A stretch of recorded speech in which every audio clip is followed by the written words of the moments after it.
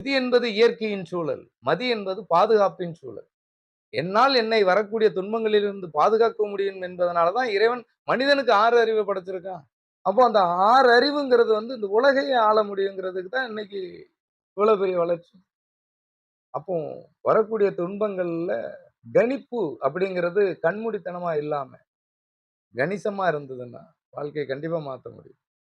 ஜோதிடம்ங்கிறது நமக்கு வரக்கூடிய அதாவது ஒரு ஒரு குழந்தை இல்லையா? ஜோதிடர்ட்ட போறோம். ஒரு கல்யாண பிரச்சனை ஜோதிடம். அப்போ ஒரு பொருத்தங்கிற விஷயங்கள் அப்படி இருக்கணும்ல. இன்னைக்கு அ இன்னைக்கு காலையில வந்த நபர் ஜோதிடம் பார்த்து இவங்களுக்கு இவங்கள சேர்த்து வைக்கலாமா? அப்படின்னா, கொஞ்சம் பொறுமையா இருங்க. இந்த கோயிலுக்கு போங்க. சனியும் நீச்சம், சூரியனும் நீச்சம். அப்ப நான் என்ன சொல்றேன் அப்படின்னா, இப்ப என்ன தசை நடக்குது?